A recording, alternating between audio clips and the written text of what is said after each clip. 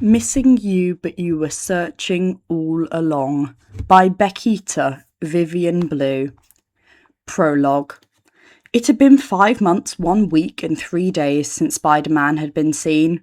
It had been 5 months, 1 week and 3 days since Bruce had snapped, reversing what Thanos had done 5 years earlier.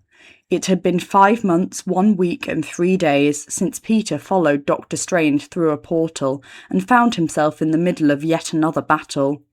It had been 5 months, 1 week and 3 days since Mr. Stark had pulled Peter into his arms and held him close.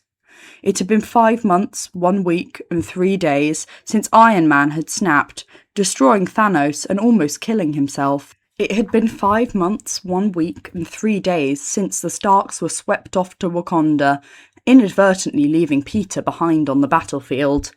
He knew Pepper and Rhodey were beside themselves with worry over Tony, that it had been 5 years since they had worried over Peter. He knew they didn't mean anything by it, and the other Avengers didn't know his name or age or what Mr. Stark meant to him.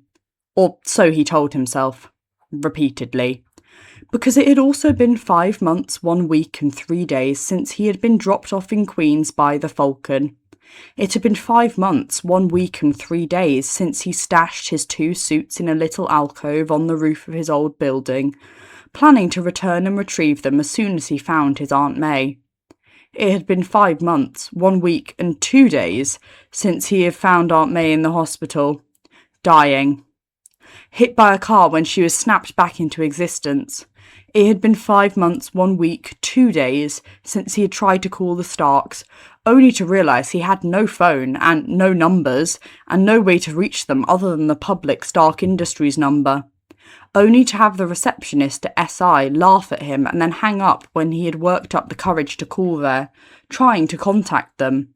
It had been 5 months, 1 week and 1 day since May had died, and a social service worker from the hospital dropped him off at the group home, explaining they would try to place him in a foster home once his paperwork and legal status had been resolved, snickering at him when he suggested contacting the Starks.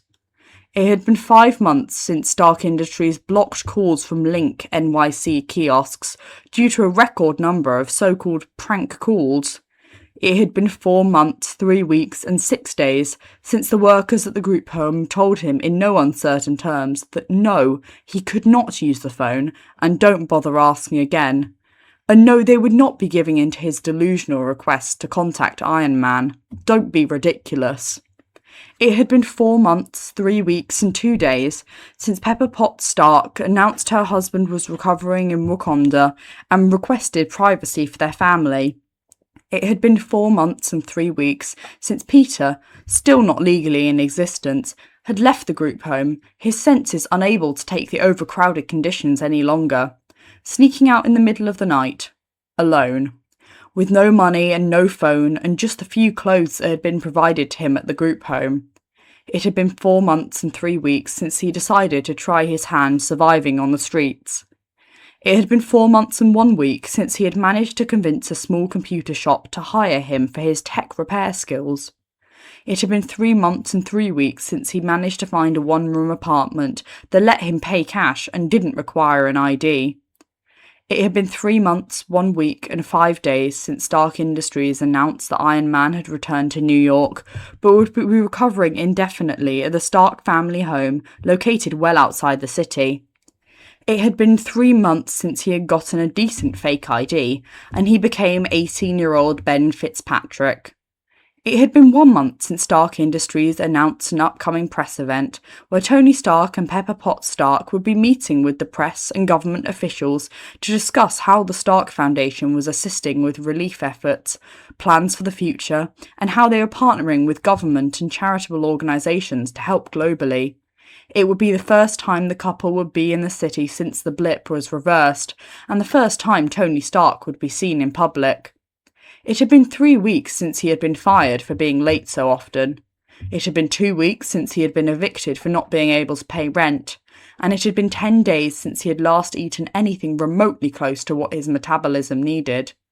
It had been 5 months, 1 week and 3 days since anyone had held him.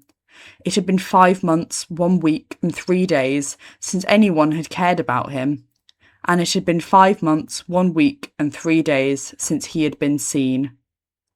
And here he was, 5 months, 1 week, and 3 days later, standing outside the Stark Industries headquarters, not sure of where else to go or what else to do. He took a deep breath and walked through the front doors. The lobby was a frenzy of energy, members of the press being registered and herded through security, Stark Industries employees dashing every which way, government officials and other VIPs being greeted and taken through a separate entrance. He knew he looked out of place. He was dirty, his clothes were ratty and smelled, his hair was tangled and in need of a cut. But with Mr. Stark and Ms. Potts not living in the city anymore, he didn't know when else he could try this. He had no idea where their home was, just that it wasn't here. He just had to get through the lobby, and then maybe he could convince the AI running the building to let him near the Starks, or Happy. He didn't know how he would do it. All he knew was if he got near them, if they saw him, everything would finally be all right. He spied the private elevator bank across the room. Most of the guards and staff were manning security in front of the public access ones, the ones tour groups and general employees used. If he could just get there. A week ago, he was sure he could do it, but anything he managed to eat lately had gone to keeping his body functioning, not his enhancements.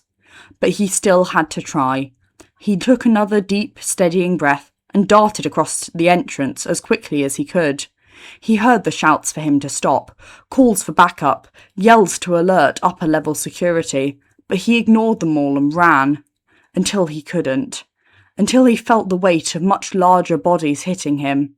Until he felt himself crashing to the floor, arms being pulled behind his back. That's when he finally understood that all hope truly was gone. Thank you for listening. I hope you enjoyed this chapter. Have a lovely rest of your day.